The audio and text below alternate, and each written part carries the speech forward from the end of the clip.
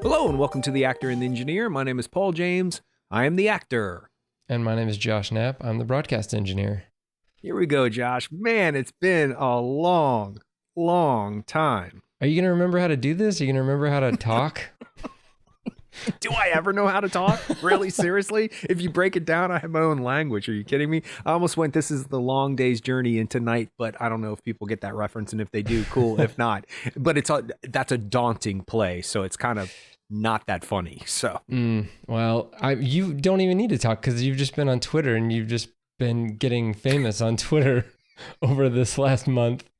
So you retweeted or you tweeted, and I guess you did you comment? See, I'm so bad at Twitter. You added the director of Mass, Fran Kranz, and you didn't? No, I added Mass. Hashtag Mass. So you tagged Mass, and then the writer director of Mass, Fran Kranz, retweeted you. So tell us about that.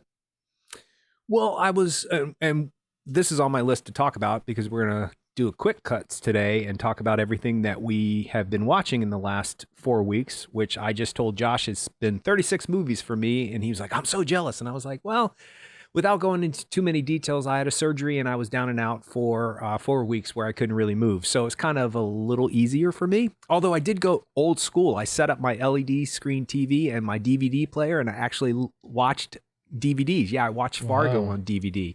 Anyway, so I saw Mass because I was interested in it. Martha Plimpton, Ann Dowd. I mean, the cast is amazing. And it affected me. It really, really affected me. And I'm trying to figure out where it's at right now on my Twitter feed, actually, because that's how inept I am about Twitter myself. But anyway, so I made a comment about, oh, here it is. I said, how is Martha Plimpton not part of the Best Supporting Actress conversation? She broke my heart in Mass. She is the soul of that movie. Come on, Oscar guys, do your thing, right? Because sometimes I feel like when you put it out there, something happens, and she is Oscar worthy, and she's going to be the one that gets left off. I hope she doesn't, and I hope there's a miracle. But Ann Dowd's in it, and she's amazing. And Jason Isaacs in it. He played the father of Malfoy in the Harry Potter series. Yep. Also Hook and Peter Hook, or in Peter Pan, their new version. Anyway, then also Reed Birney is the other actor in it. So good. Oh my God. So it's kind of a four-hander, right? I mean, it's somewhat of a Yeah. play, I guess, or some kind Yes, of a but thing. written for the screen. So Fran Kranz, who is the stoner guy from Cabin in the Woods, by the way. Oh my God. That's exactly what I thought about when I looked him up, and I was like, Fran Kranz, huh? I don't know. And then I thought, and I was like, that's the guy who had the big bong that he made out of, like an expandable bong that he made out of a coffee cup holder. I was like, oh my gosh. We're kindred spirits on so many levels. He tweeted back, I always thought of Gail, Martha Plimpton's character, as the spiritual lead of the movie while I was writing it. I started crying. I was like, and it's not that he wrote it, and it's not that he recognized that I saw it. It's that I saw it and spoke it, and he confirmed it. That blew me away. And then he said, the Oscar gods have been put on notice. All four deserve it. And he's right. All four of them deserve Best Supporting Actor nominations. Will they get it? I don't know. But the movie stuck with me. And then I tweeted back about a day later. I said, hey, I agree. All four deserve it, 100%. But I was so overwhelmed on first viewing, I had to speak about them one tweet at a time. So I did Martha Plimpton, and then I did Jason Isaac. And I said, Jason Isaac, Jason Isaac, Jason Isaac. I still have a lump in my throat. Powerful, heartbreaking performance. Thank you. And just even thinking about it. And then I talked about Reed Birney, the other actor in it. His control and his restraint. I've just seen the trailer and it's so tension filled. I'm just like, ooh, I don't know. I want to see if I can get through this, but yeah. Wait till you see it. Martha Plimpton, whatever that intangible thing that the supporting actress does to me, I had surgery where I shouldn't be tensing up. Like I should be relaxed. And my fingers were curling up. And I watched it at some places like it was a scary movie with my hand in front of the screen. Like I was that it was so tension filled, and we don't need to go into many more details about it, but then I talked about Reed Birney, and I said, your control and restraint made me see the humanity in Richard, his character. Thank you. And then I waited a couple of days, and I was like, and now to you, Ann Dowd, because what else could be said about your talent other than thank you for sharing it with us? Your last scene in Mass will stay with me the rest of my life. Thank you, thank you, thank you. And so, yeah, oh my gosh, she's so good. Martha Plimpton's my choice, if of anybody, but Ann Dowd, the last scene that she has in that, oh my gosh. So yeah, so I wouldn't quite say I was Twitter famous, but I do want to stay for the record between you and I. We're always talking about social media, but I am the one who put out the tweet that got the most likes and the most retweets. Oh, yeah. I'm just saying. So. Oh yeah, you definitely got me beat there. That's pretty awesome. So do you even care? Yeah. No, so yeah, definitely see it. It's a movie that's being talked about in Twitter world and in film world, but I don't know if it's going to be talked about in the general population until it is. Sometimes these things have a way of catching on, and it's a very interesting premise, and it's a very interesting thing, and some people might call it contrived, but really, honestly, what isn't?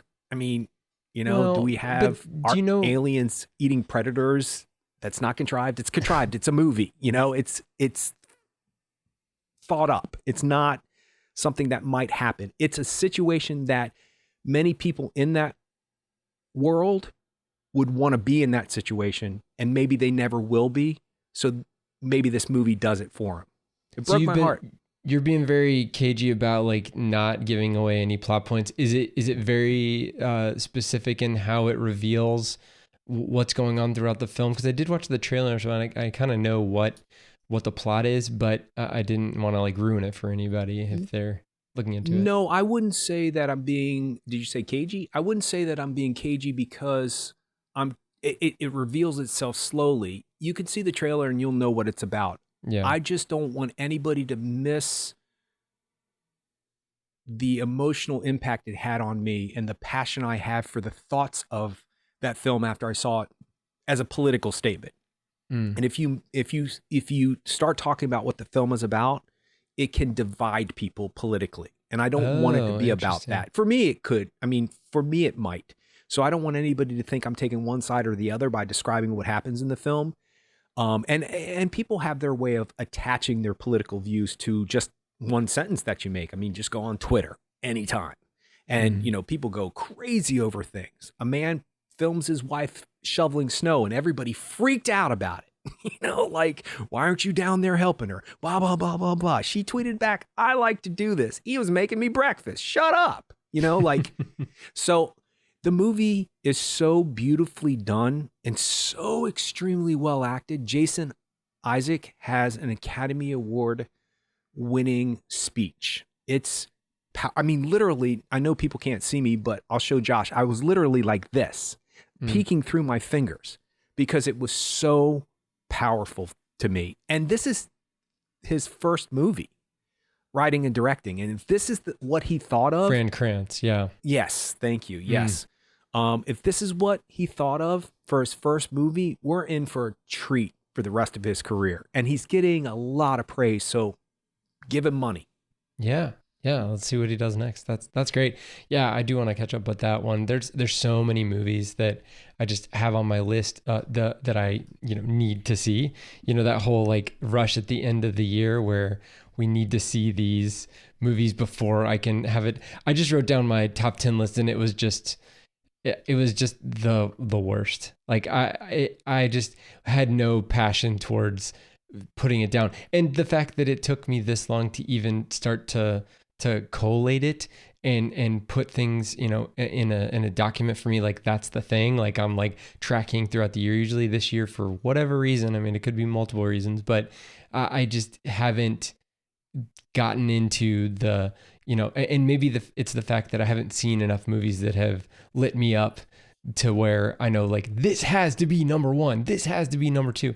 I haven't felt that as much or at all really this year until last night actually. So I saw Licorice Pizza last night and I absolutely enjoyed it. It was something that I came away from, unlike uh, Phantom Thread, which I was like, that was the last movie, his last movie and the last one I saw in the theater of his. And coming away from that, I just felt like there's more to this movie. I have not digested it, but with Licorice Pizza, I felt like I was able to, without pushing the food metaphor any farther, I felt like I digested that film very easily, and it was a delight of a movie. And it did have some really off the wall scenes, and it had some great filmmaking and some really just extreme characters and extreme performances, but it was still grounded by the two main characters, played by Cooper Hoffman and Alana Haim. And it is a treat. And I hope you get to see it before we do our end of the year podcast. So, well, it's on the list. Yeah. And like I said, there's been a reason why I've been at home watching 36 movies versus going out. I still have to see West Side Story. I still have to see Spider-Man. Yeah, I want to see them on the big screen. I'm hoping that whatever happens with Licorice Pizza, that I can see it before the award time. I'm not sure what's going to happen with that, but because the pundits are going back and forth with that, with Bradley Cooper and with the film itself. But something about it says realistic coming of age story, that it reminds me of what, like, let's say we don't know who Paul Thomas Anderson is. Something about the trailer for Licorice Pizza reminds me of Punch Drunk Love. It reminds me of what these people were like when they were that age versus older when Adam Sandler. I'm definitely looking forward to seeing it. It's just one of those things about time and getting out and stuff like that. Yeah, it's interesting. It does fit in with his milieu, but it doesn't. It's something separate enough from all the other films that he's done that gives us a new layer of Paul Thomas Anderson and an older layer of Paul Thomas Anderson looking back versus someone who is young and being in that, like a la Boogie Nights. But I mean, he was young and looking back versus now he's older and looking back. So that's weird, cool. Right? Only him. I give him a pass. Younger person being pretentiously looking back. You know what I mean? It's a little pretentious, but not him. He does it well. And also to cast two completely unknown actors who've never done anything before. One coming from, both of them come from famous entities. But I've heard nothing but great things about him. So that to me is interesting enough to pull me in. Plus PTA, There you go. Yeah. So I did see Spider-Man. And that was actually a delight also. Since you haven't seen it, we won't talk about it too much. Have you had a chance to catch up on The Matrix? Yep. First thing on my list. Matrix. Boom.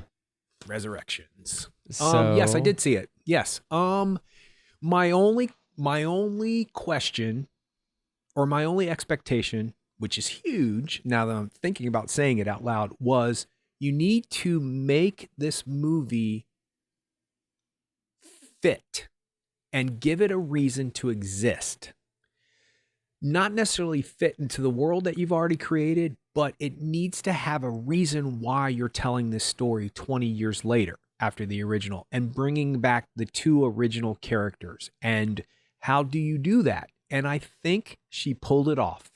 I didn't love it, but I have seen it twice, and I think the addition of Neil Patrick Harris and Jonathan Groff is everywhere now.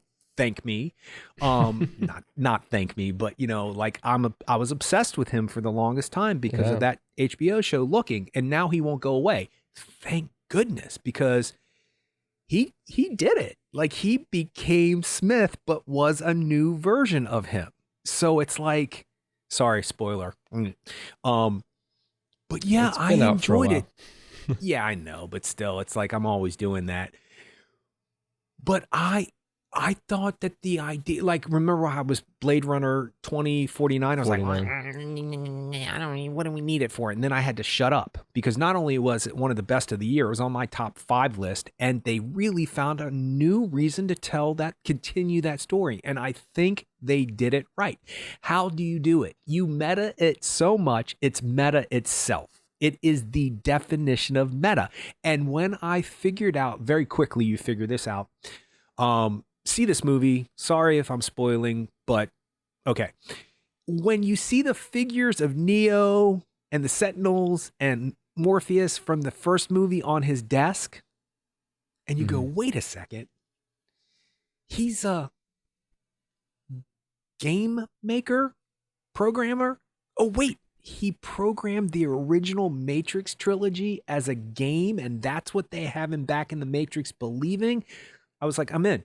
That's clever because it's so meta. How could it not be? And then what was the name of the coffee shop? Simulate wasn't Simulate, right. Yeah, I thought that was clever. So yeah, overall, I thought it was great. I think the action sequences don't pop. They don't pop. The one on the train in the beginning when he first goes through the mirror, that's pretty good. But the one with Morpheus just seems kind of dull and they don't really pop. But the whole end sequence and her making the choice and it becoming about Trinity and her making the choice about empowerment and about really she's the key to everything and always has been. It's a great way to update it and to modernize it and give it a new attitude with a new centralized character without standing on soapbox and without hitting you over the head. What'd you think? The first, I don't know, third of it where it's pretty much just Lana Wachowski apologizing for making the movie, and that bugged me where she's saying like, well, Warner Brothers is gonna make it anyway, so I might as well have come back, and it's couched in, like you said, this meta version of the video game inside this movie is referencing the movies before and all of that. I mean, I didn't feel like we needed that. I felt like we could have dropped in much later in the plot and been okay from a viewer standpoint, and we didn't need all of the preamble of that. So that's what kind of bugged me. I have all kinds of plot questions. Trinity doesn't look the same in the game, yet Trinity is Trinity. Nope. And you're talking about the beginning? Yeah. You have to watch it a second time. Okay. Because it's thrown in there very quickly. Because I was like, wait a second, what's happening here? That doesn't look like Trinity. Yeah. Right. Because it's not. It's Neo reprogramming old programs to look like new programs to let people know. Oh, okay. That's right. It was the sandbox, and it was how she found him. Yeah. Yes. Oh, yes. No, you're not watching old Trinity. You're watching a reprogrammed Trinity in the same situation. So if anybody's watching that old code, will see it, but not recognize it unless you know the old code.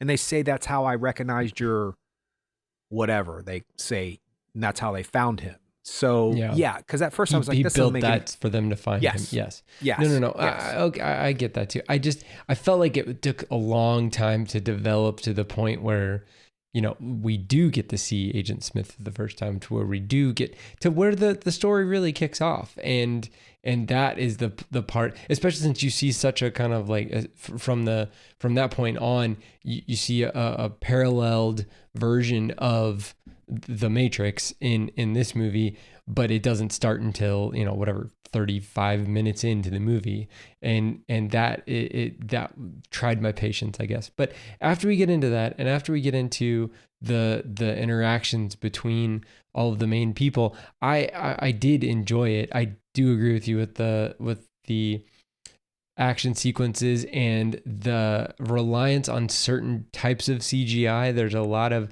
It seems like there's wire work in the key moments, but then there's other moments where either they didn't have time to do the wire work or it wasn't practical to do wire work and it looks CGI. And so just the fact that we see some fights that are the more traditional Matrix stuff that we would imagine, and then we have to see the other stuff. That's the difficult part. If it was a movie of all one or all the other, it wouldn't be as noticeable to me, but those are the kind of nitpicks I had. But you know what? I watched it at home. It was on HBO Max. It was fine. It was good. It was okay. But it's probably not going to be on my top 10. So, yeah. Yeah, no, totally. But I am not disappointed that they it didn't put a blemish on my memory of The Matrix. Not necessarily the trilogy. And I did realize, though, why Reloaded. Oh, by the way, I watched the Matrix trilogy during my last dang. week. Come Yeah, on. I know. And now I realize I've watched all 4 almost in a row. But I started watching Reloaded again. I'm intrigued by that movie because I keep watching it, wanting it to be better for me. Like I want it to be better. And I realize why Reloaded and Revolutions doesn't work as well as the first one and this one, because there is no mind bending. What's happening here? Like this one definitely has that. Is he the real Neo? Is she the real? Or what is that? Well, no. Oh, you're okay. You're talking about character. I love that. I thought okay. that was really clever, and only Neil Patrick Harris could have done that. You know, I got the idea from you. That's handled extremely well, and it's an idea that's turned in on itself, literally, and so that's clever to me. Because how do you top bullet time? No, the idea that you don't know that you're in the Matrix in the first film, and then your mind is bended into reality. This movie had that same sense, like you're like, wait, Morpheus is really an agent who was a program who's now a sentient being that can be outside the Matrix at the same time. Never would have expected anything like that. And so your mind has to catch up to it. Reloaded and Revolutions does not have that at all. They're straight out action adventure films. They're straight out sci-fi films. There's nothing mind bending about anything that happens in either of those two films, where you're sitting there thinking, you kind of lose track of the narrative of a film because you're so mind is bending in so many different ways. You're like, wait, what's happening? This is a computer program. And I remember being pulled out of the first Matrix when I first saw it, because I thought, is that really happening? Are we in a computer simulation? I want a new program. So overall, I think they did good. She did good. Lana Wachowski. What else did you see? Well, I did the whole Christmas thing, which I normally never do. But the reason why I'm pointing that out is because I watched everything you could possibly imagine. Elf, The Family Stone, you name it. But I had never seen the original Miracle on 34th Street. And that's kind of crazy because 1, it's a classic, and 2, it's Christmas, and I love both. And my buddy said, okay, well, he actually caught COVID 4 days before Christmas, so he was isolating. He's fine. He did great. He rode it out. It was not that big of a deal for him. He's doing well. But he had to stay home. So he was like, you've never seen Miracle on 34th Street? And I was like, no. And he was like, okay, well, let's watch that on Christmas night at 7:30. And I was like, okay. So he watched it on his iPad. I watched it on my iPad, and I've never seen it before. And Santa has an Oscar. How can I have never seen a movie where Santa has an Oscar? And so it's a beautiful little film. It's not what I thought it was. I thought it was about something. I thought it was about the little girl believing in Santa and him trying to make her believe in Santa. That's not what it's about. It's actually about how adults deal with the legend of Santa. So it was wonderful to see. Have you ever seen it? No, I haven't seen that. I'm woefully lacking in Christmas film knowledge. So, well, I mean, I've seen, you know, the Christmas Carol and Christmas Story and Elf and all those, but I haven't seen Miracle on 34th Street. Have you ever seen the George C. Scott's version of A Christmas Carol? Yes, I did. I have not. It was a few years ago. Yeah, it was on TV, and I was with my family, and we watched it. Yeah. Yep. This is the first year I've ever seen it. It's fantastic. He's fantastic. You know, he's really great. And there's a reason why he is who he is. So I'll just go over him really quick. I mean, it's not that big of a deal. I saw the Harry Potter 20th anniversary. It was great. We watched that too. Yeah. Tear, man, especially the ending of it. Oh, man. Have you ever seen Krampus? No. Yeah. Toni Collette's in it. I watched all 3 of the Batman Begins, so forth and so on. Elf is Christmas Carol, Family Stone, The Holiday, which is one of my. We saw that recently. Yeah, they call it a guilty pleasure. Yeah. I don't care. I like it. It's sweet. I think it's nice. I watched Still Magnolias again, only because it was on my DVD thing. I saw Michael Clayton again. Have you seen that recently? Have you seen that? Not recently, no. Not since it came out, like in 2008 or whatever. Well, come to find out, my buddy Tom Ortel up in New York, who wanted to watch Miracle on 34th Street with me, is childhood friends with Tony Gilroy. I was Whoa. like, what? And Dan Gilroy, I assume. Yes. Because they're brothers. Yeah. Okay, let me get this right. No, that's untrue. Frank Gilroy, their father, has a Pulitzer and a Tony for a play called The Subject Was Roses, which was turned into an Academy Award-winning picture starring Jack Albertson. Do you know who he is? Grandpa Joe from Willy Wonka. Really? Oh, yeah, I totally has know an who Oscar. He is. Grandpa Joe has an Oscar. Yeah, I didn't know that. So apparently the Gilroys grew up down the street from my buddy Tom. But James Mangold grew up right around the corner. And apparently James Mangold made kid movies with my buddy Tom and his buddy and his brother. And I was like, wait, what? So that sent me on a quest. I saw The Subject Was Roses. Fantastic. There's a reason why it's won the Pulitzer. Patricia Neal's returned to the screen after she had a stroke and had a lot of trouble. One of Martin Sheen's first movies. He's like 20 and it's fantastic. But all of a sudden I was like, wait, I just watched Michael Clayton, dude. And he was like, I don't know what that is. I was like, what? I was like, Tony Gilroy directed that and got nominated for the Oscar. And Tilda Swinton has an Oscar because of Tony Gilroy. And wait a second, Angelina Jolie and Reese Witherspoon have Oscars because of James Mangold. What is wrong? Did you see Fast and the Furious? He was like, no. And I was like, I don't know who you are. Like, we are not friends. I was like, how can you not know if these are childhood friends of yours? And he was like, well, I always knew them. Yeah. I know, right? Like, you better get connected, dude. I might need to ride on those coattails. So anyway, so I saw Michael Clayton again. That's worth seeing again. I saw, like I said, Fargo again. I hadn't seen that since whatever. And I realized two things about it. It's brilliant. And I think she's the supporting character in the movie. She doesn't come in for 40 minutes. It's William H. Macy's movie. But I think she's so great at what she does, Frances McDormand, that, and she's the only female, finger quotes, in the film that has more of a significant part than Go Bears, or whatever they say. But she's really, he's funny looking. That's hysterical. And then I thought about what you said. Do you remember when you told me that scene with her high school friend? Mike Yanagita. Yes. Has no point in the movie whatsoever. It has absolutely. I mean, it does.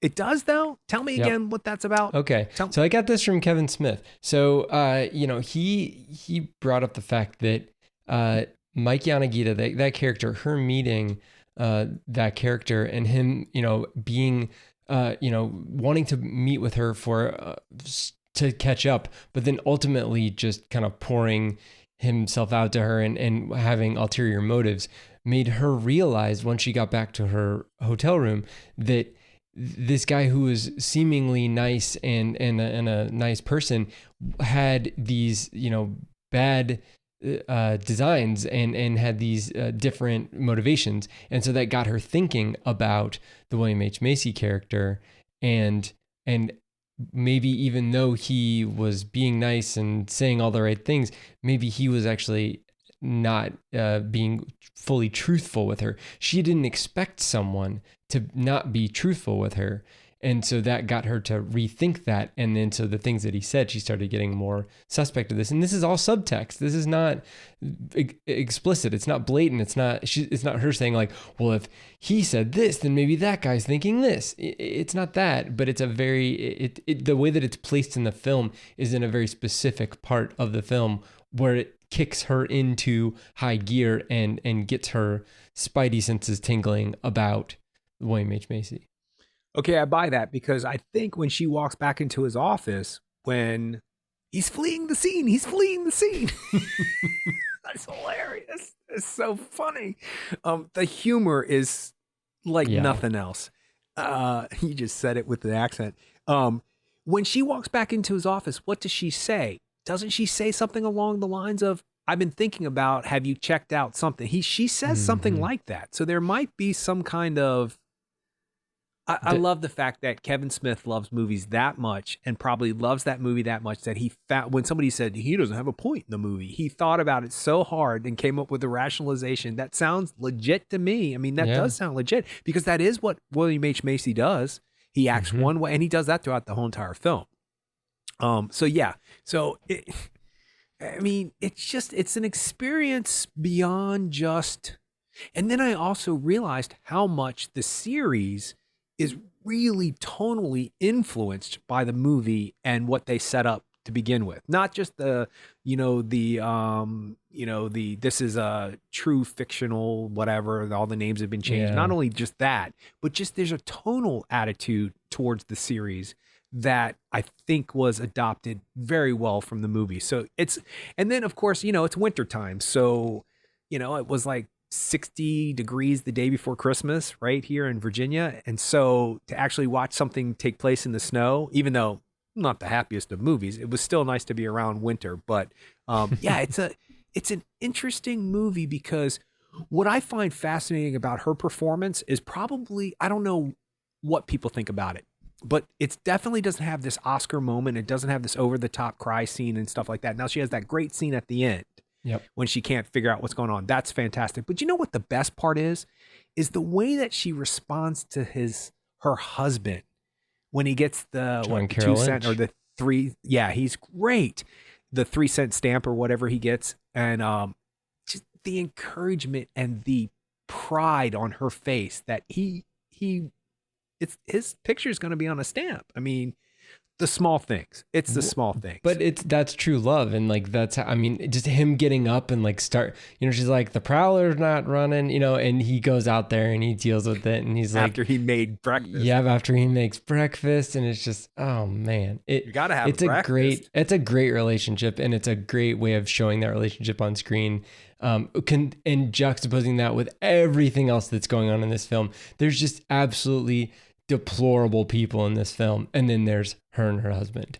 So Don't you just want to like get a little cot and sleep on the edge of their bed, like on the end of their bed? It looks so comfortable in their room, and it looks so warm and so It does inviting. look warm. Yeah, you're right. It does. It really does, and it's Yeah. because of them. It's because of those two actors. Mhm. So yeah, it was a pleasure to see that again. So That's great. what else have you seen recently? Oh my gosh. So I tried to dig into Criterion Collection over the last month, and there were some movies that were leaving, and I was trying to watch them. So a couple of the ones that I really wanted to focus on were these Powell and Pressburger Technicolor films. So it was very expensive to shoot in Technicolor back in the day, and there was all kinds of just kind of annoyances associated with Technicolor. So they would only usually use Technicolor for big, huge films like Gone with the Wind or Wizard of Oz, those types of movies. But in the 40s, the mid 40s, late 40s,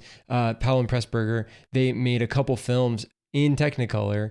And I think we've talked about The Red Shoes. Maybe have you seen that? Yeah. So no, I that's haven't one seen it, but we've talked about that's it. one that I've seen. But there's a couple other ones that I watched over the last month. One of them was Black Narcissus, and that is a film about nuns going to a convent in this, just on the side. Well, it's not even a convent. It's this old palace type thing on the side of a mountain, and they're just very isolated, and it focuses on the interaction of these nuns with the people that are in that country, and then also with there's a caretaker type of a guy, and he kind of it's funny because there's a film out now by Paul Verhoeven that's called Benedetta, and it's about like sexy nuns. Well, this movie is not sexy nuns. It is nuns that are dealing with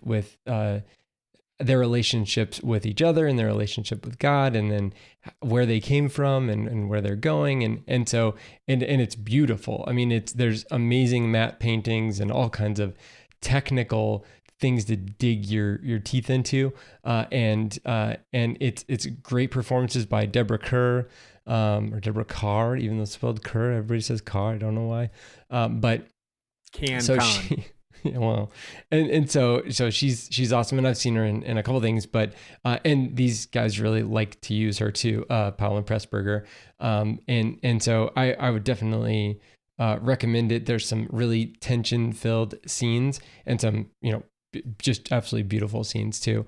The other one I saw was The Life and Death of Colonel Blimp, and that's kind of like a omnibus film about a particular man, and it's also beautiful, but it's a guy who's kind of like done a bunch of things in his life, and it kind of has a very bouncy structure where it takes you in different parts of his life, and it has the same actor doing all of the parts, so you see him with like all this like crazy cake makeup at the somewhere goes to the beginning, but he's a very good actor, and he's gone through an amazing life and gone through a bunch of different things, but it's also kind of a ride, and it's a fun ride to take, even though it's a fairly long film. It's still really good.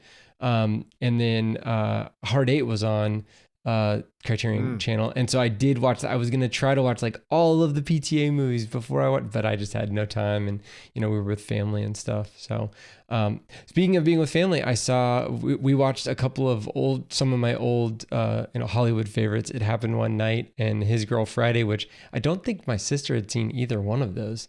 So those are both classics, and I could love them, and I could watch either one of them at any moment. So I loved watching them again. It happened one night is one of those movies that you finally watch, and by you I mean me. I finally watch and I go, oh, this is why it won everything. Yeah, this is all why of it them. won director. It's one of the 3 or 4 that's won all top of the 5. I think it's only 3 actually. Films that have won all 5 of the major categories: screenplay, actor, actress, director, picture. And they are both great. Oh my gosh. They are so Oh, the great. actors? Is that what you're talking- Yes. Claudette Colbert Yeah. I couldn't and think Clark of Gable. Yeah, I couldn't think of their names for the life of me. But yeah, you watch it and you go, oh, this is why people talk about this and have not talked about this for decades. This is why people have talked about it for decades. It's amazing. Well, and we watched them pretty close to each other, and we watched It Happen One Night first, and then there's a character in there, and his name's Oscar Shapley, and played by Roscoe Carnes, and then we watched His Girl Friday, and he's also in that movie, and I was like, that's Shapley from the other movie, and I never realized it because they weren't in that close proximity to each other. But yeah, he plays one of the newspaper guys in His Girl Friday. So yeah, and I guess it was probably, my guess is that there were a lot less actors, or they were contract actors, and I think it was the same Columbia Pictures that put out both of them. So you could guess that they're these types of these same characters, these same actors are going to show up in a lot of the same films. But it was a lot of fun to go back to them. And then lastly, I watched Out of the Past, which is a noir movie with Robert Mitchum as the star, which the only Robert Mitchum movie I've ever seen is Night of the Hunter, which, I mean, if that's a movie to see, if that's the only movie to see, then that's what, like, I haven't even seen Cape Fear. Like, I need to see Cape Fear. Yeah, but I watched Out of the Past because it's Robert Mitchum, Judy Greer, or not Judy Greer, Jane Greer. Judy Greer is a current actress. Jane Greer and Kirk Douglas as like this young, he's a mobster, and he's the bad guy in the film. And it's a standard film noir, so you kind of know where things are going to go. But yeah, it was a cool. I was excited to see Kirk Douglas in that type of role. And Robert Mitchum's he is what you expect him to be. He's a kind of a hard-nosed guy trying to. It reminded me a lot of History of Violence, where it's a guy who's trying to move on from his life and gets sucked back in. Very similar.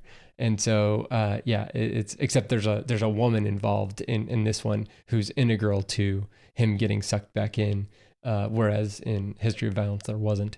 But yeah, so it was cool, and you should check it out if you are going down that noir path. I mean, if you've already seen Double Indemnity and you've already seen all the ones that people rattle off, like Out of the Past is another huge one, and a lot of people know about it, but it's taken me this long to get to this point where I've seen it. So That was my, oh yeah. And then I saw like Being the Ricardos, Don't Look Up. But, Okay, slow down just a little bit, because now let's make the transition into all of the things that are being talked about Oscar wise and all of the modern day things in the last 3-4 months. So we talked about Spider-Man, still haven't seen it. Talked about West Side Story, still haven't seen it. And so you mentioned Being the Ricardos. I saw it too. I don't get it. Yeah, me either. Here's what I said about it. I said if it was a movie about two people that we didn't know making a popular TV show that we didn't know, I would have been intrigued by it, because I think they're both very good. When are they not? J.K. Simmons, when is he not? Mm-hmm. Javier Bardem, when is he not? I think the payoff is good at the end, if that's what you want to call it. I like the whole idea of the heartwarming speech he gives and the fictitious phone call that he has, because that never happened, because I did fact check it because I was curious, but it felt nice. And I think Nicole Kidman is doing some good work. But the truth of the matter is that I did not once see them as Desi Arnaz and Lucille Ball, not for a split second. And I also saw Spencer, about Princess Diana, starring Kristen Stewart in her possibly soon to be Oscar nominated role, although she wasn't nominated for the SAG, which has caused a lot of people an uproar over the last 24 hours. And it's Pablo Larraín, the guy who did Jackie, Lorraine. Yep. And I figured him out, I think, because we were both about Jackie. We were both like, why is this guy, like, they kept saying Pablo Larraín, and we were like, who is he? Like, what? But I think I figured him out, at least for me. He's done exactly what I've been asking somebody to do for the longest time, and I didn't realize I was even asking for it. He's made biopics that aren't your traditional biopics. They're not Walk the Line. Not that there's anything wrong with it. They're not Ray. Not that there's anything wrong with it. It's not What Love's Got to Do with It. It's none of those things. It's like the opposite of what you think a biopic should be. When I was watching it, Spencer, I'm not sure I saw Princess Diana, but I did not see Kristen Stewart. Not for a split second. And I was straining too. I was looking. There's one little laugh that kind of reminded me of her. But the whole way she does her jaw and the way she talks, none of it. She disappears. And to me, it felt like Nicole Kidman. I don't know if I want to say it out loud because I feel bad, because I love Nicole Kidman. But the truth of the matter is, I hope this never comes back to haunt me, is that it seemed like somebody who was dressed up for a Halloween party and just going to the party. There was like nothing about it that reminded me of Lucille Ball. And then they were trying to do that thing where she was one person during the day and then another person when she did the show, which I don't necessarily think is the truth, because I went back and watched I Love Lucy because I was craving it after that movie to remind me. And in 5 seconds of watching her, you're busting out laughing. Her voice is heightened, but it's still her voice. And they decided to go with Lucille Ball versus Lucy, two different characters. So it was jarring when they were doing the TV show, which they didn't do much of. And then, love J.K. Simmons, but he doesn't look like anything like Fred. Nothing. And nothing about him represented Fred and Ethel to me. Nothing. And so it kept pulling me out. That said, they are really good in their moment-to-moment work. But anyway, it sounds like you're complaining about the makeup and prosthetics as opposed to, because that's, I would think that, well, that's the other thing is that are you trying to get a 1-for-1 representation? You just said in Spencer you didn't get a 1-for-1 representation of Diana, but you didn't see Kristen Stewart. And maybe that's because Kristen Stewart became more neutral. Whereas for me, Nicole Kidman, I didn't have any problems with Nicole Kidman in being the Ricardos. I had problems with the structure of the film, with the fact that Aaron Sorkin's already done this with Steve Jobs. The structure is the same. Like everything is the same. He's just like, you know what? I like Lucy and Desi, and I think that I'll be able to make a movie out of it and sell it to Amazon or whoever I watched it on. It's hard to even keep up.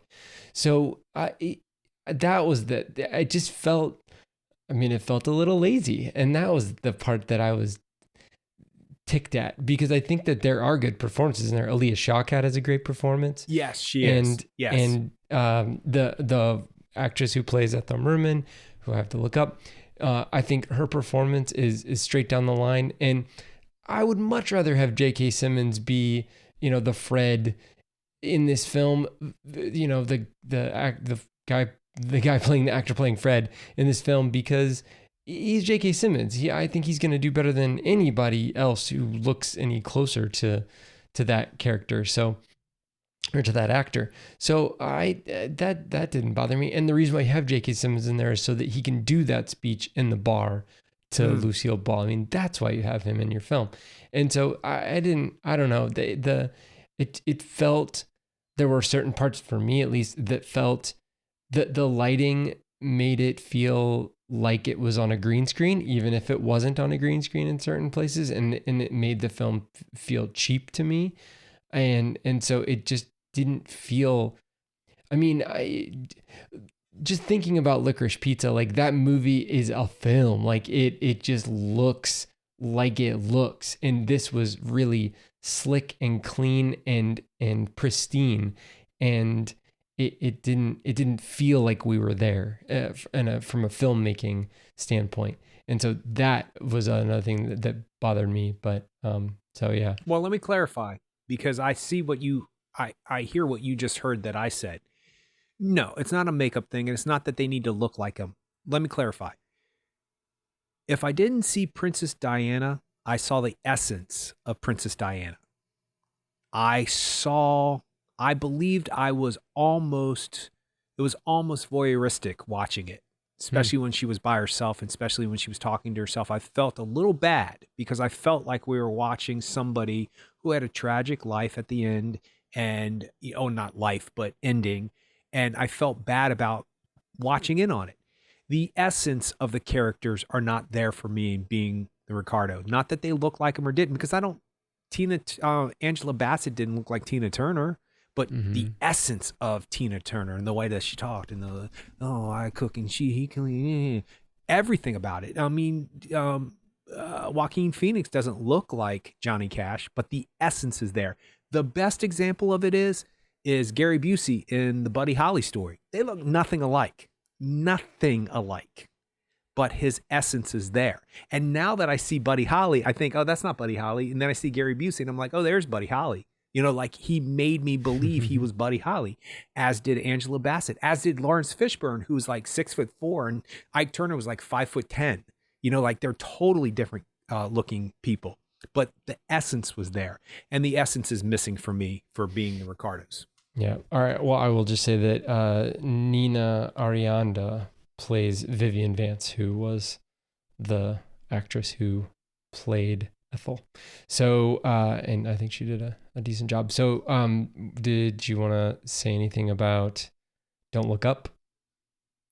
I'll say this. I think that everybody's in a different movie. The tone is weird in the first 45 minutes of that movie. The dinner scene at the end saves the movie for me. It was heartfelt, touching. Jennifer Lawrence is amazing. I don't understand what Meryl Streep is doing. I don't understand what Leonardo DiCaprio is doing. And I'm not saying they're doing a bad job. I would never say they were doing a bad job, even if I thought it, first of all. But I don't think they're doing a bad job. They just seem like they're in different movies. Tonally, I don't understand it. But I also came to realize after thinking about it for a couple of days that I was thinking about it for a couple of days. Timothée Chalamet was great. That prayer that he gives is touching. I was not expecting to cry. I cried, and the way Jennifer Lawrence reacts to it. But there are things I don't understand about that movie. Why is she a stoner? I don't understand that. Why does she have to be a pothead? And she's really not a pothead. So I don't understand that. I don't understand some choices that they made. But in the end, 4 or 5 days after thinking about it, I realized we're too close to that subject matter. Because I was not thinking global warming. I was thinking coronavirus. I was thinking... You know what? That is so interesting because Steph didn't see it, and Justin Arner, guest of the podcast multiple times, didn't see it. Like, and that is all that Adam McKay is about. That is all Leonardo DiCaprio is about. Like this, that is the reason why they made this movie. And for me, I get it. When they said that's what it was, I was like, oh, okay, I see that. But actually, because coronavirus is so close and we're so close. But I interrupted you. I'm sorry, but let me just make this point. I think the movie is a movie before its time. In 20 years, we're going to look back on that movie and think it was prophetic. We're going to think it was much deeper than we're thinking it is now because we're too close to it. We're too close to who we are in that film as a society now, regardless of whether or not it was about global warming or coronavirus. Don't look up, look up. We're too close to that. Mask up, don't mask up. We're too close to it. Yeah. 20 years from now, 50 years from now, it's going to be hailed as a masterpiece. Well, I mean, I think Adam McKay is making films out of rage. Like his films have gotten more rage filled throughout the last decade, and I mean, it seems like he's given up. You know, he's given up hope, and that's the sad part is that he's now saying like I'm at that table and everybody else is out there looking up, So I think that don't look up can actually mean multiple things. It can mean the people that are saying don't look up and that are the fans of the president in this film. And then there's the people who are also not looking up at the end of the film. I don't know if we spoiled that movie or not, but it was a frustrating movie for me. Wait a second. You said we. Not we, you. Me. Well, you said there's a dinner table scene at the end. Yeah, that's all I said. But either way, I wow, just you are not going to let me out of that one, are you? Wow, the one time I didn't do it. That's true. But I just it seems there's zero hope in this film, and it's sad. So I don't know. I mean, well, but why can't that be? Why, if that's how he feels, that's how he feels. Because it's too real. But there is hope. You're right. There is hope. Is there hope for us as humanity? Who knows? But there is hope in the way we are being human. When he reaches over and touches his son in the dinner scene, when Leonardo DiCaprio, who has an appropriate-looking wife and appropriate-aged children, by the way, thank goodness, Melanie Linsky, who I love. Yeah. Although there's a plot thing that happens in there that pissed me off, but whatever. That's a whole separate thing. I was more mad about it being Melanie Linsky that he did it to. But anyway, I almost did it. I almost did it. But when he reaches over and grabs his son's shoulder, it's a really touching human moment. So maybe there isn't any hope, and maybe we're destined to not continue. Yeah, but you say 20 years from now, we're going to look back on this. I mean, 20 years from now, according to Adam McKay, we're not going to be here. So, well, not necessarily. But either way, that's the part that just kind of it's what. So the whole thing is like, what are we supposed to get from this? All right, and obviously, if he's meaning this as a kick in the pants to get serious about climate change, almost everybody I've talked to didn't even know it was about climate change. So that right there is an issue. But that's not his responsibility to spoon feed his audience about what it is. If people don't pick up on that, that's them, not us, not him. I mean, what's it called? Is it an allegory? Is that what it is? Mm-hmm. Is that what it's called? Yes. We're a little dense. as humans sometimes. Sometimes you have to go to English class and for them to explain the metaphors and the allegory and all that other stuff. This is a fable. The talking goat doesn't really exist. He's only there because it's a fable. So did he need $50 million to get people to understand how bad climate change is, or was $30 million not enough? Well, see, but it's tones and attitudes like that coming from you that make me go, no wonder Adam McKay is giving up. Oh, never mind. It was $75 million is how much he spent on that movie. Well, he also had Academy Award winner Leonardo DiCaprio, Meryl Streep, Jennifer Lawrence, Mark Rylance, Timothy Chalamet. I mean, probably a third of a budget was cast, but I'm not exactly sure what your it's seemingly cynical response about how much money he spends on a movie and how he feels like so if that's what the artist thinks, it's what the artist thinks. He's given up. Okay, he's given up. Maybe so. And because we don't know what his allegory is supposed to mean, that's his fault. He shouldn't have $75 million to spend on it. Like, that's not his fault. That's actually kind of the point, is that we're not even focused on the subject enough to realize that this allegory is about that. But change, I don't know. I mean, change happens like on an individual level. And so he's not, he's spending $75 million on a film to like get people to not eat as much meat and to, you go down the list of things that you can do to help, combat climate change and not drive as much, and he's spending $75 million on a movie. Like it's just on a movie that's telling us that we're killing our environment. So that's the part that frustrates me, is it's like, and I understand, like, he's the artist, he does his art. But that's two separate subjects, though. That's not anything. You're not commenting on your experience watching the movie and what the movie did to you. So what does everybody believe it is? Everybody believes it's a comet killing the Earth movie? Is that what everybody believes it is? That or coronavirus? But still, it makes the point that if you are faced with something and you have scientific facts and you purposely don't look up, and your saying is don't look up, and you follow that blindly, okay, because obviously you can politically tell what side I fall on, then he's made his statement. That could transpose to climate change, to equal pay for women, whatever it very well may be. And we don't know what individual who is 13, 14, 15 years old who watches this movie and goes, oh my gosh, it's about climate change. What do I do about this? We don't know. No individual has stood up and said, I'm now going to take up the mantle of climate change because of Adam McKay's movie. That's not Adam McKay's responsibility, and that's not our responsibility as audience members. Our responsibility is to watch a movie. If we take from it something more and become active because of something we took from it, that's one thing, but we just watched a movie. So if you want to talk about the actual movie and structure of the narrative, that's one thing. But if you're talking about what he could do or should do with $75 million, so because that argument, that discussion twinges me a little bit. So rich people can't spend lots of money to tell poor people what to do to make their lives better. Why not?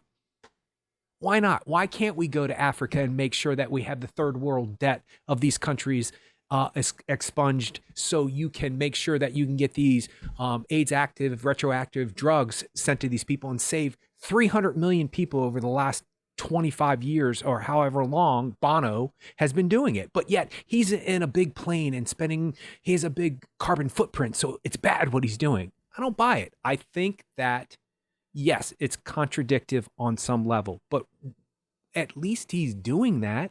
At least those 300 million, and I don't think it's 300 million people, but it's a lot. Yeah. It's a lot of people. It's millions and millions of people. Yeah. How many people are happy that their kid is alive because he did that? Do you think that they care that he has a personal jet? Which he doesn't, by the way. Do you think that when they did the 30th anniversary of the Joshua Tree tour and they took the big jet and they got slammed by everybody because of their carbon footprint, that they care about that? No, they care their kid is alive. And he did that. So yeah. Well, I guess it's one thing. It's one thing to say, like, this is what I'm doing to help the environment versus like, You know, and he's not being explicit about this. I just feel like if he wanted to make a movie to warn people about climate change, this was not the movie. Now, maybe he wanted to make a movie to tell people that we should have figured out climate change before now. And if that's the case, then I guess he succeeded. But climate change is topical and is affecting us right now. Okay? Does it necessarily have to be about climate change? No, we get the point that we're destroying ourselves and we're not even self-reflective enough. This is way too deep of a conversation about this movie, by the way. Like, Yeah. it's just, it's a little waste of It's fine. energy. I mean, it's okay. I had issues with the movie on top of that. That was my main problem with the film. But I agree with you. I think that the acting was perfectly fine. I didn't have a problem with Meryl Streep and what she was doing in the film. I feel like Adam McKay let Jonah Hill go too long. Like it was too much of a good thing. Like I understand what they're going for and I get it, and I'm here for the Jonah Hill yucking it up and like saying the most extreme thing, and everybody being like, did he just say that? You know, I like that. I think it's funny, and I think it you know, the more extreme you go, the funnier it is, and that is a character that you can't be too extreme with that character, but he just had way too many lines in the film. So, well, I'm going to make one more statement about it. We need to move on. The only reason why I had a problem with Jonah Hill, because his last scene is funny as hell. The only reason why I had a problem with it is because it was directed towards Jennifer Lawrence. I was like, I'm going to beat your ass if you keep picking on her. I was like, what are you doing? That's Jennifer Lawrence, you know? That's a joke, of course, but I liked it. So, all right. Well, let's finish up with, you know, something a little bit sadder, I guess. I mean, have we lost more actors recently than we normally do? Because it seems like a lot in the last few weeks. Comes in phases, and it definitely did not usher in 2022 very well. It's been a hard last month. It really has. I mean, and not just actors even. So Sidney Poitier just passed away, star of In the Heat of the Night, Guess Who's Coming to Dinner, To Sir With Love, and the movie that I saw when I was a kid, and I was like, that guy's awesome. And Sneakers, did you see that movie? Yeah, with Robert Redford. Yeah. Oh my gosh. Yeah. I loved that movie. I watched that so much. And Ben Kingsley, I didn't even know Ben Kingsley was like a thing. I was like, yeah, you know, the guy in Sneakers, Ben Kingsley. That bald guy from Sneakers. That's right. Oh, he had a ponytail. But yeah. Right. Did you want to say anything about Sidney Poitier? Yes, I did. I watched A Patch of Blue. Have you heard about that film with an actress by the name of Elizabeth Hartman?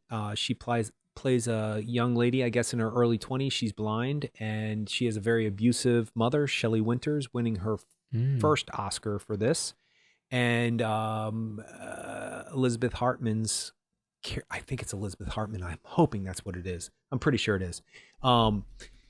She goes to the park one day just to get out of her place, and Sidney Poitier befriends her. And it's all about what is going to happen, for obvious reasons, in the 60s of an African-American man making friends with a Caucasian female, and her mother being an abusive woman, and her grandfather being a drunk, although be it a heartfelt alcoholic, he is an alcoholic, and how they help each other navigate the next month or two of their lives. And in particular, Sidney Poitier's helping her navigate when he finally figures out the picture of her life and what happens. And what is amazing about him is pretty much amazing about what most actors do that I find fascinating. You know, he makes choices only he could make. There's a scene in there where he comes kind of dancing up to her from behind her. And there's a few moments where he kind of forgets she's blind sometimes, you know,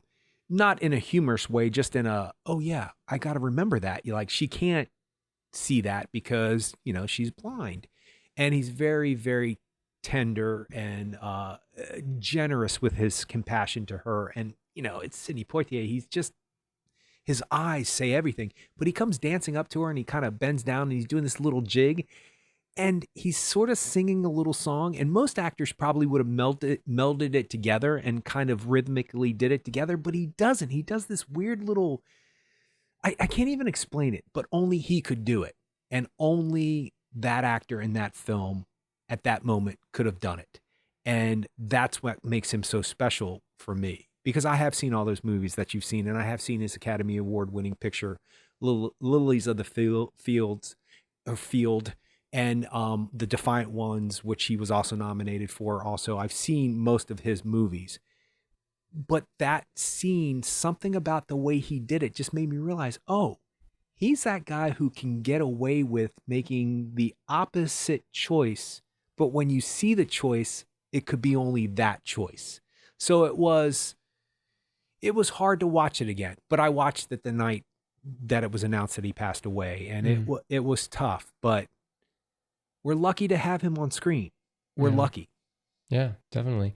Peter Bogdanovich also passed away, director of Last Picture Show, Paper Moon, and What's Up Doc, which Steph and I watched that, and it was just on it was on HBO Max a while back, and I was like, oh, this is a Peter Bogdanovich movie, let me watch it. And I didn't realize that it was almost exactly like Bringing Up Baby. It is like a, beat for beat, just like Bringing Up Baby. And I'm like, oh my gosh, this is a screwball comedy in the 1970s starring Ryan O'Neal and Barbara Streisand. Like, how is this happening?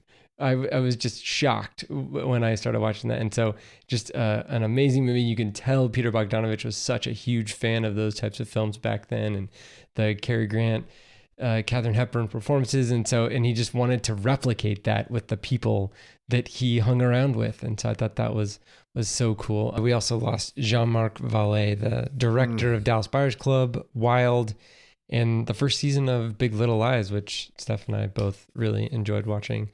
Actually, all of those. We watched all of those together. So, yeah, that's going to be tough, because he was kind of like, obviously hitting his stride, and now we don't get to see anything from him. And considering that we've got directors like Martin Scorsese and Ridley Scott and, Steven Spielberg to a certain extent, still, making films, this far into their lives, like, you can imagine the stuff that Jean-Marc Vallée would have been able to put out over the next 30 years. So, and then lastly, but definitely not leastly, we lost Betty White, who was like a week or two shy of her 100th birthday. January 17th, and she died December 31st. It's a number. It doesn't really matter, but no, it's just... Still. It's just too bad. And I was saying to you off podcast before we started that the week that she died, after she passed away, I kept seeing her with pictures of all these people. And I was saying Trent Reznor, and, I don't even remember all the people, but it was like Kim Kardashian. I'm not saying in one picture, I'm saying in all these separate pictures. And I'm like, who did she not know, and who did not love her? Like, I can actually see Trent Reznor running up to her in an award show and take a picture with me. You're Trent Reznor. It's like, you're pretty big yourself, but it's Betty White. And then I started to realize all of the work that she did do. And Mary Tyler Moore show. Golden Girls, obviously. But yeah. And she did the Carol Burnett show, the Takeoff show also about their mama. I can't remember the name of that show, but yeah, she was great in that. And she plays kind of a no, that's Flo. That's a different one. Yeah, that's a different one. But I see why you say that. Mama's Family. That's what it is. I did Mama's watch that. Family. Yeah, I did. And she plays a completely different character in that. She plays a hoity-toity kind of snotty, well-to-do Southerner. Of course, is completely in contradiction to Carol Burnett's character. Anyway, what didn't she do? She could sing, she could dance. What didn't she do? And then I think of Lake Placid, because I've seen The Proposal with Sandra Bullock, and we were talking about how maybe Betty White didn't do as many movies as, most people, but really she did a lot. But you think of the variety of things that she did, and then you think of Lake Placid. Have you ever seen it? With the big crocodile movie? I've heard about it. Like, is it this is about the same time as Anaconda and all those other movies came out? A little bit later, but yeah. Where she plays the foul-mouthed older lady who feeds the crocodile. And it's No. very unnerving because it is very, like, she uses a lot of words you never thought Betty White would use. And just the fact that she does it without flinching. And you're thinking, wow, she's done everything. It just would have been poetically nice to have gotten her to her 100th birthday just so we could say we had 100 years of Betty White. Yeah. And for her to have died on New Year's Eve, I think made a lot of people go, we need something better in 2022. We can't start it off like this. But she, you know, there's been a ton of jokes on Twitter and all in respect about, yeah, she got out before it had to start again. She was like, nope, I'm done. I can't go into another year with this crap. Done. But apparently she died peacefully, so that was good. And she still was vivacious and still alive and beautiful and just, you know, Betty White. Yeah. So she'd be so lucky, you know? Yeah, I know. What a life. Wow. All right. Well, you can check us out on the web at actorandengineer.com. You can go to facebook.com/actorandengineer. You can tweet us at actorengineer, and you can find us on YouTube. Just search for the Actor and the Engineer podcast, and we'll see you next time.